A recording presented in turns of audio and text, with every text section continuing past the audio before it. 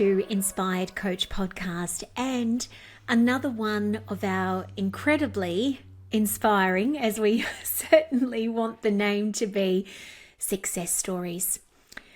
You know, I'm going to need to be a little bit careful as I give this introduction to you all today for a truly special and incredible coach in our community, that I don't come across sounding like a proud mother. I really do need to be mindful of that, because the person whose success story that we are going to hear about today is somebody within our community that I feel like has literally grown up and into an extraordinary human being before my very eyes over the last 8 years. I am talking about the incredible, beautiful, extraordinary Madison Morrigan. Madison was only 23 years old when she first came to us and started to train to become a life coach. She is now 31 years old and running a multiple six-figure, highly incredibly successful, extraordinary business as a coach in so many different ways. This is a beautiful interview that will give you an opportunity to get to know Madison in a way like you maybe have never known her before. She really is a beautifully open-hearted, vulnerable, giving, generous person when it comes to talking about her own healing, her own needs and things that she's needed to tend to over her coaching career and business insights. And it all just adds up to a truly amazing person that we are so proud to have as a beautiful you coach, and to see the work, the incredible work that she's out there doing in the world. So enjoy this interview and this success story with Madison ahead. You're going to hear her talk about everything from money to her diagnosis of autism, to her experiences of evangelical Christianity, to therapy and needing to tend to herself in that way, to her passion for somatic healing, and so much more. And it's likely that you're going to see little parts of your own heart and journey reflected back to you, or at very least you're going to feel a deep sense of resonance with this incredible coach. Enjoy this beautiful, not just business, but life success story ahead. Hello, Madison Morrigan, and welcome to Inspired Coach Podcast. I am absolutely overjoyed to be here with you. I'm so happy. It feels like a homecoming, you know?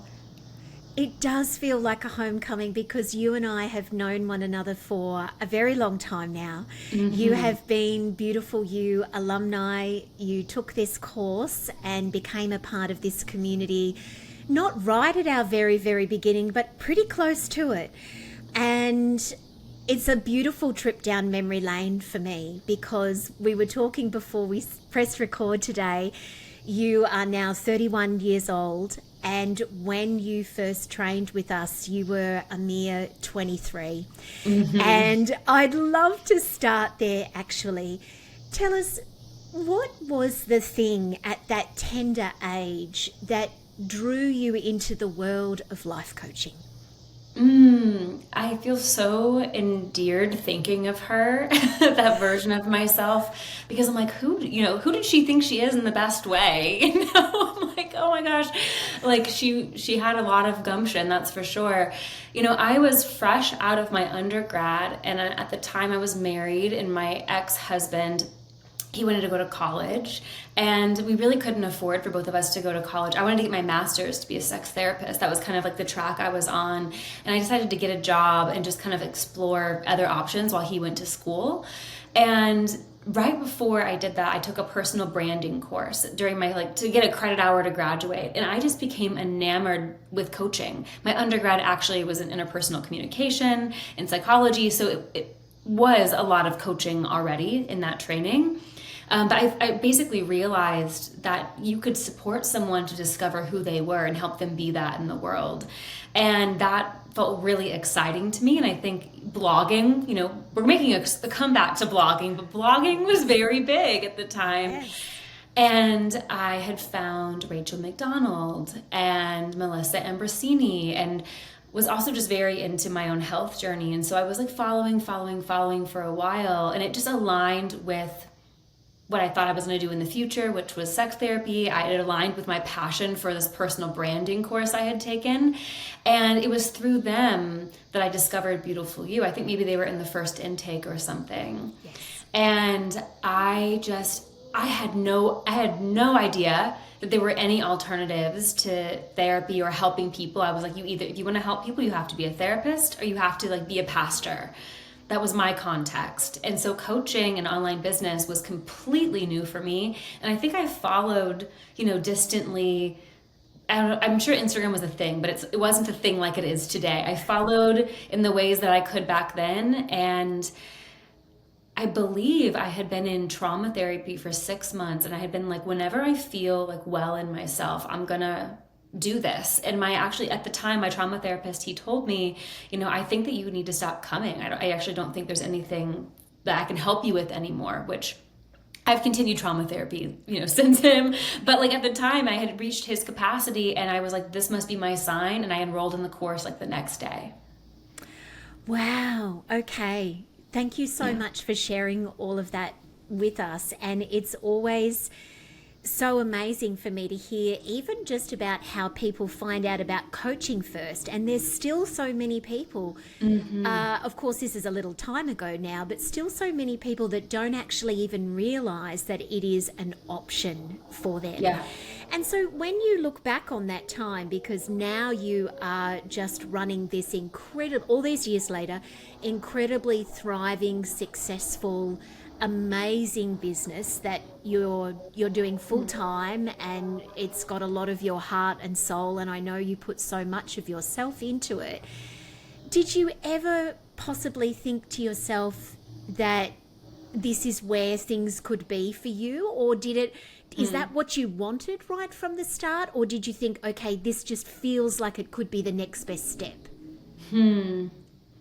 Once I got into it, I was pretty in. I was like, once I got into the course, it was so clear to me that this was something I could be really good at, and something that I could really use my multiple skill set. I'd had a couple of jobs and found out I wasn't the best employee, because I do better making my own schedule, making my own plans, and efficiency is quite important, and also is justice. And working as an employee, I wasn't able to assert my creative strengths and obviously create my own schedule, so it fit a lot of my own also personal needs. And it very quickly to me became I can help people, I can creatively express myself, I can make my own schedule. And at the time, I was also 23 and living in poverty level income. We were in college. My ex-husband and I were in college, and I was like, if I could just make $30,000 a year in 10 years doing this, I think I could do it.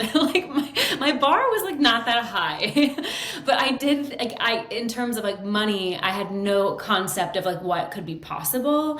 I just knew that I came from blue collar business owning parents, and I was like, I could hustle and I could make this work, and it could meet a lot of my unique needs and strengths. And it very quickly did that. I think I went full time in coaching after 1 year, and have not had any job since then except for my work, which I'm very grateful for.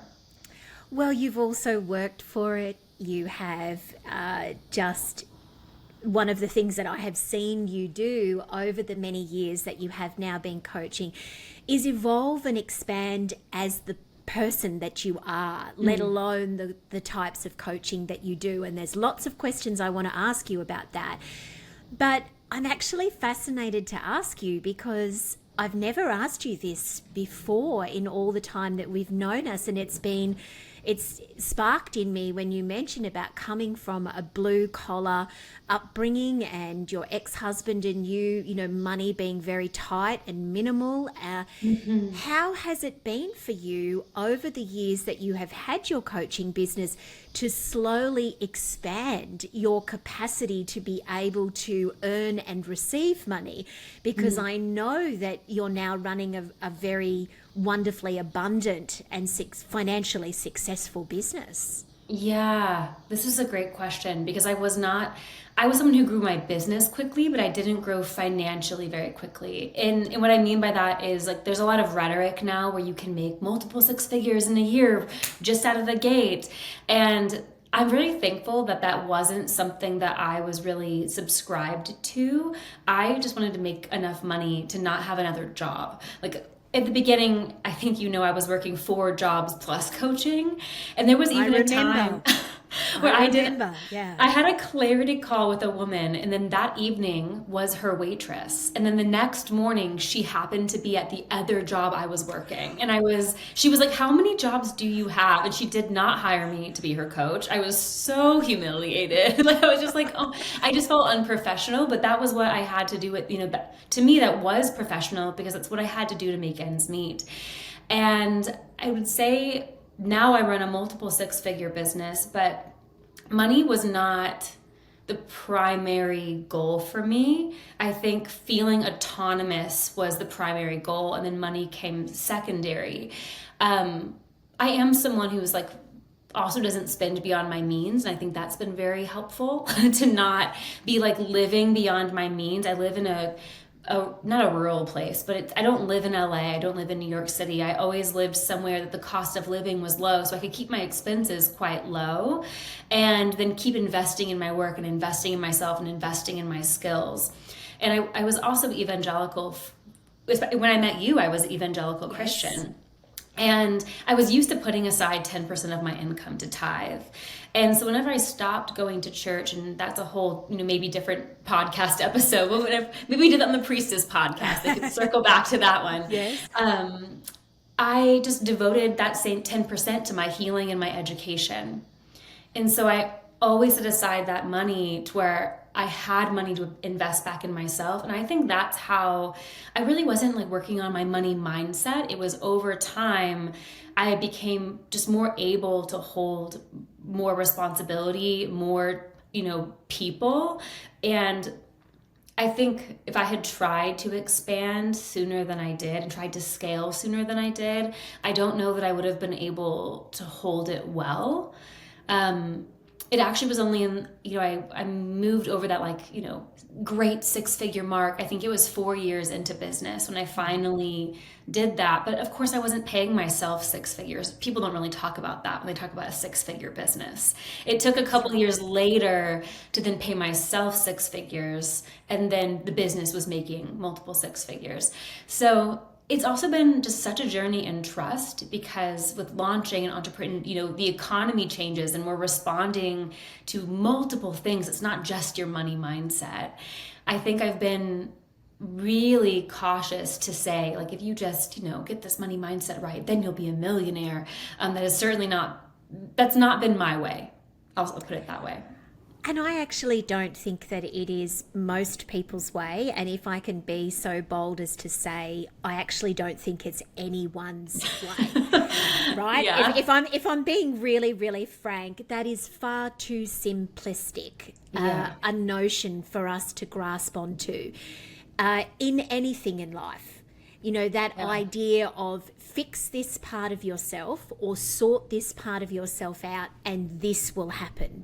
Mm-hmm. It's like, I think whenever we hear something like that, we do have to be careful and discerning in how we receive that, because that might have been the case for that person.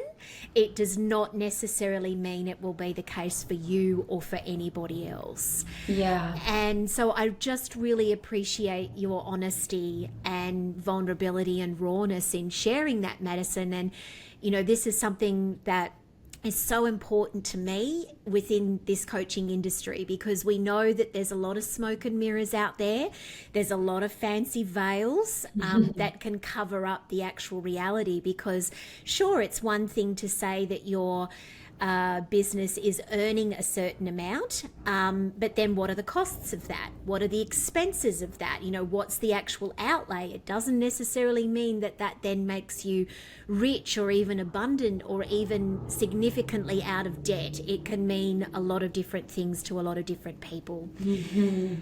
And Madison, one of the things that you mentioned in there, which I love, is that in your slow build up to where you are now, is that you've invested in yourself and your coaching skills, and even beyond your coaching skills, just who you are as a human being, as a woman.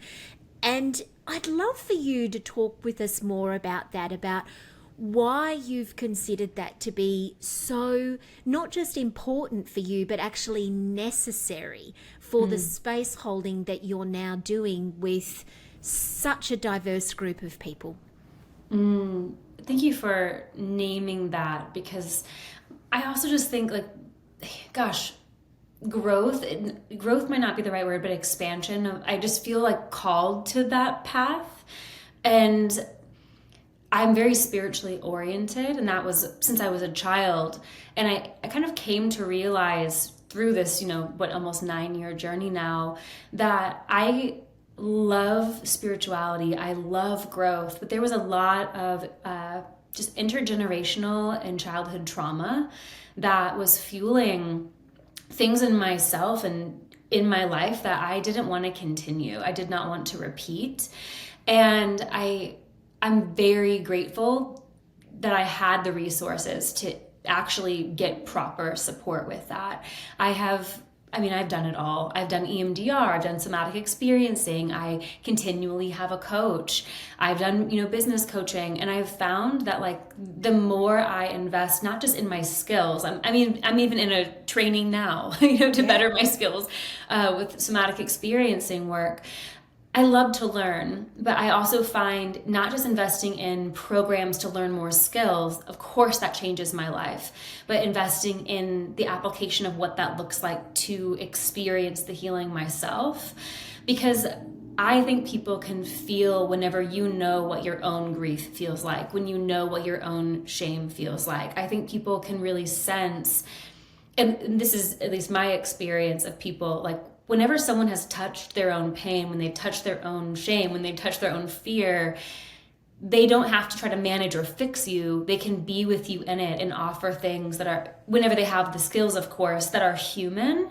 And this actually circles back to what you were talking about with money. I was, continuing to think about what has contributed to that slow growth. And I think I have let people in on my healing journey, maybe sometimes too vulnerably, but very vulnerably over the last 9 years.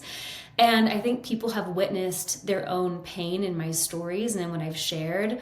And then the willingness, I think, to circle back to the financial piece, the willingness to listen and respond to what people are actually saying and to what the economy is saying and to what your community is saying. Like, we don't talk about enough how, like, that is actually a sales tactic. Not that I've done it for that, but it builds trust, and that trust in the being human and the vulnerability, then the people who resonate with you can see you. So I think my own healing and journey, healing from childhood trauma and just then leaning into my spiritual life, and also being willing to leave what doesn't serve me in a very public way, which can be simultaneously, like, humiliating and also incredibly expanding.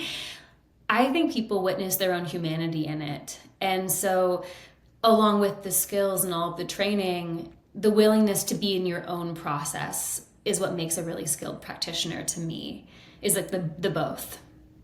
Absolutely, it does. And boy, has that journey and process for you over these past almost 9 years been a massive one, because I feel yes. I keep seeing your baby 23-year-old face in front of me here, not almost the face that I'm looking at with such tenderness and love now, but meeting you for the very first time in New York City when you were 23 years old, you were married at the time, you were an evangelical Christian, and life looks very, very different for you now Yes. than it did back then. I'd love for you, I mean, it's a lot to talk about, but if you'd just like to share some of that with us, because one of the things that I have noticed as somebody that has been a witness to this from a very long way away here in Australia to you all the way over there in the USA, is this combination of extraordinary grief and growth, tenderness and heartache, loss and gain, expansion and contraction. Wow, Madison, you've been in it, girl. I have been so in it. Oh my gosh. You know, it has not just been this simple trajectory of, oh yes, I'd like to become a coach, study to become a coach, expand my niche a couple of times, hit multiple six figures, and here we are. You have been going through some shiz, in this time. Tell us a little bit about the journey. Yeah, gosh. I fantasize about what it would be like to have the same kind of business I had wanted to have when I was 23, and maybe the massive growth I would have had in business had I not made these changes, because the first community I built were also married white evangelical women. Like, it was so that group of people. Wow. And whenever, the first process was really questioning my faith. Actually, it was through Beautiful You and through that trauma therapy that I was like, it just really seems to me when I connect to all of these amazing people from all over the world that everyone seems to have what I called the Holy Spirit. And my community was a very religious, high control group, and they didn't want me to read non-Christian books. They thought the coaching and therapy were like, leading people away from God. It was very extreme. And I wasn't raised that way, which also people think is really weird, that I indoctrinated myself into that. And there were numerous reasons for that, from looking for family to looking for rules and to be good and all of that. But whenever the church stopped being able to answer my questions without circular reasoning, it was pretty much like, this is illogical and not loving. And so my community here in Springfield, Missouri, where I still live, there were some people who were doing some anti-trans legislation back then, and my church was a part of that, and I left. That was like it for me. And so that started a process of really deconstructing and questioning everything that I believed. And then just a couple years later, something that has really run my life is I've just really wanted to be good. Like, I just want to be good. I want to be good at what I do. I want to be a good person, and I wanted to be a good wife. Like, I really wanted to be a good wife. And I actually remember seeing Tanya Geisler in person. I went on a retreat with her, and I was like, I said something along the lines, I'll never forget her repeating it back to me. This was right before I admitted that I needed to get a divorce. And I was like, I just want to look like I care about him. And she was like, okay, you want to look like you care about him. Do you care about him in that way? And it was like, my brain was just like breaking. I was like, it was more about presenting, like, the being the good wife and like doing the right thing. And I, long story short, was falling in love with a friend of mine who was also my yoga teacher, and who was also a woman. And that was something that was so outside of my self-concept. It was something that I really should have noticed, but it wasn't in my story of the kind of person I was supposed to be. Like, good women aren't queer. Good women don't leave their husbands. Like, good women do all the right things. And I had already left the church, which felt like, gosh, the biggest devastation of my ego and my identity. And so from there, I told my now ex-husband I wanted a divorce. I started dating this woman, and then that led me on into a path of really healing from some family trauma. I went no contact with my parents very shortly after my divorce, and that was a long time coming. Like, I had been in therapy and healing and working on myself, and I had this delusion that if I just healed enough, it would change the way it was with them. Like, if I just worked on myself enough. And that seems to be a pattern for me. Like, if I just work on myself enough, I'll save my marriage. And if I just work on myself enough, I'll fix my family. And that no contact created enough space for me to really start some deep healing work. Like, I had been, all of the things that had happened were a result of healing. But that really led me to, my nervous system is totally out of whack. My attachments, are leading me into relationships that aren't serving me. And so I started doing somatic experiencing alongside coaching. For 3 years now, I've been doing somatic experiencing, and it led me out of that relationship. My first romance with a woman was wonderful for what it was, and it taught me a lot. And then after that relationship, fell in love with one of my best friends, and it just felt like the most beautiful emergence of like safety. And I had never experienced that before, just feeling really safe in myself and in my home that I bought, which is so crazy to me that is the thing that I was able to do. And it's almost like I feel like a completely different person. I don't know how to put words to it exactly, but I think you mentioned before that we started recording that I just feel more peaceful. Yeah. And the last couple years have really I don't know how to put into words, like as we're talking about how different I feel in my life. Mm-hmm. And so it feels like all of that 23-year-old, and even before that, all of her hard work and how fast she was sprinting towards a life that it was like, I can have this life that I know that I want. It was like, it feels like in the last year, all of those dominoes just, clicked into place. Mm-hmm. And there was not one thing in the last year that could have made any of that happen without the last decade. So that's somehow the short version. Somehow the short version. Yes. Thank you very much. I am going to add another thing in there though, yes. as well, is that you've had a late adult diagnosis of autism. Yes. Thank you for mentioning that, because that also happened last summer. Yeah. And I think I knew that it was about 5 years ago I started investigating autism. I was wondering about my own dad. And I was like, could he be autistic? And it was really funny. My now partner was a dear friend of mine before we got together. And 2 summers ago, I was like, Jen, I think I'm autistic. Like, I actually I led a retreat, and there was someone there who was autistic and very like obviously autistic. I'm probably more obviously autistic than I realized, but this person was very clearly autistic. And I remember feeling like this person's expressing exactly how I feel with their body. Like, I remember seeing them and being like, I felt so seen and so met by their presence. And so I had messaged her, I had been talking to her about it. And I remember telling my now partner, like, I think I'm autistic. And she's like, I tell her all the reasons why. She's like, no, those are normal things that everyone does. And then last summer, she got an autism diagnosis and came home and was like, I think that maybe you might want to check that out again, because everything you said to me that I told you was surely not autism, because I feel the same way.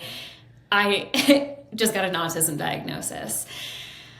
So that was just more grief, because it kind of just put into context a lot of things that I could not understand about my relationships, about being bullied, just experiences that I didn't understand why they were happening the way they were happening, why I was having responses that I was having. And also, like, my ability to work on what I care about is like, it's extreme.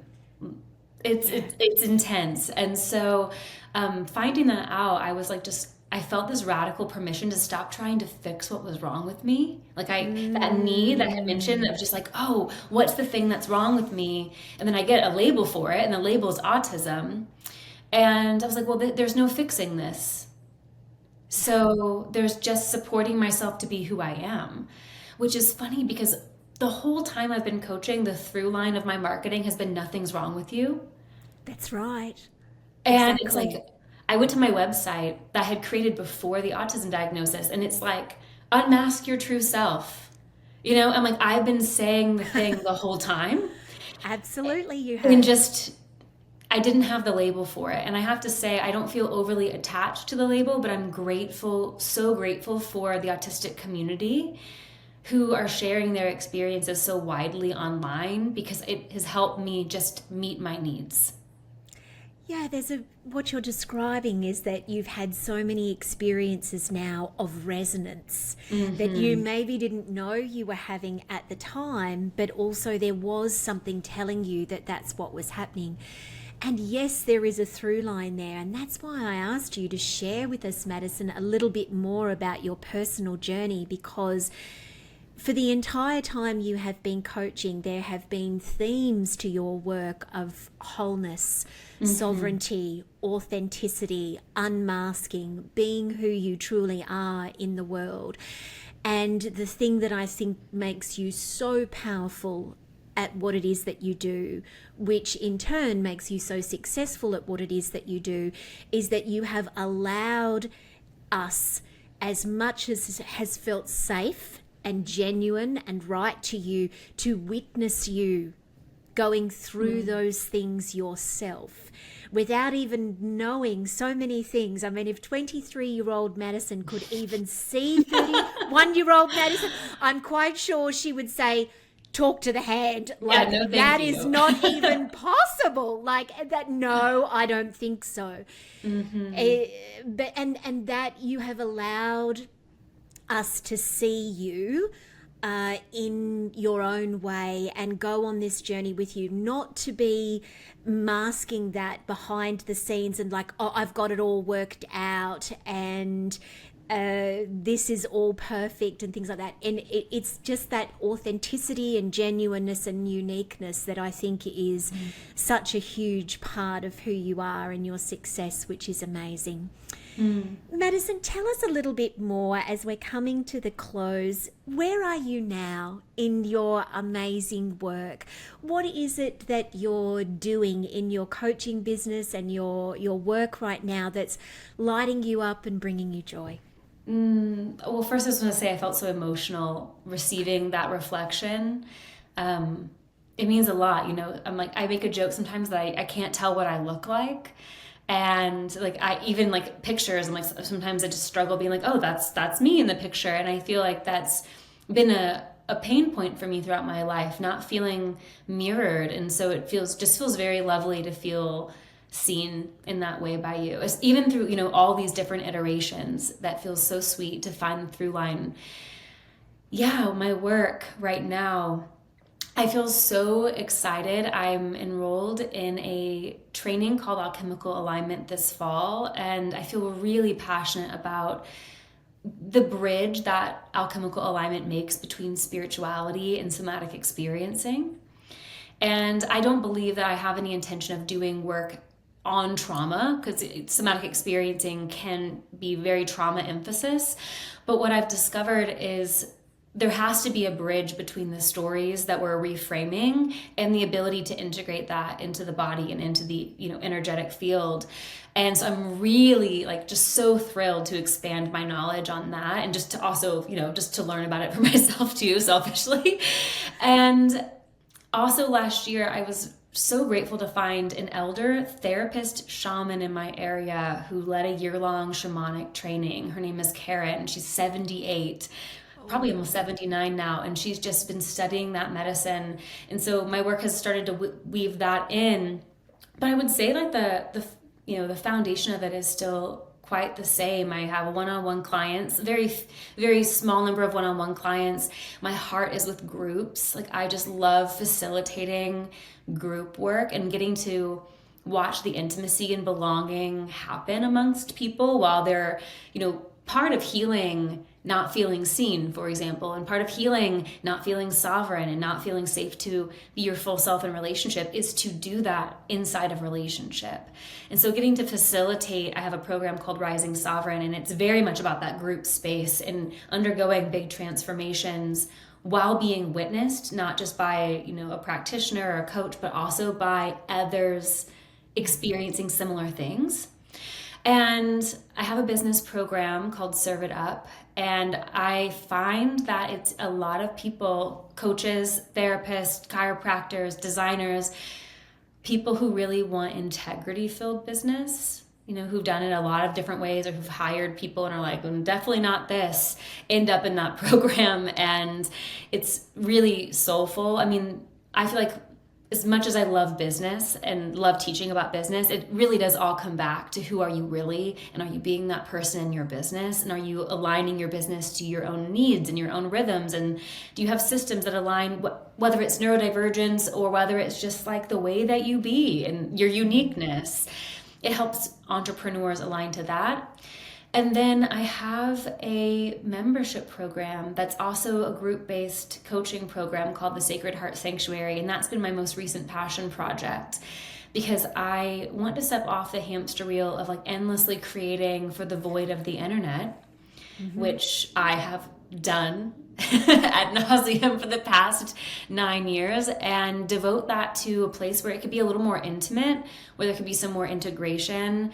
And so again, that kind of combines the spiritual with like everyday life. Like the spiritual is just in the way that we live our lives and the way that we are ourselves. And so all of my work is about that. But this program is like a really easy to enter, a little bit lighter. You don't have to transform your whole life. It's really accessible and really fun. And people can check all of that out on my website, of course. Amazing. Madison, thank you so very much for being with us today. And as always, just being so open and beautiful and expressive. To say that we are honoured and proud to have you as a part of our alumni is really scraping the bottom of the barrel in regards to how to express how much we love you and respect you for the coach that you are and everything that you bring to this industry. Thank you so very much. Thank you. Thank you so much.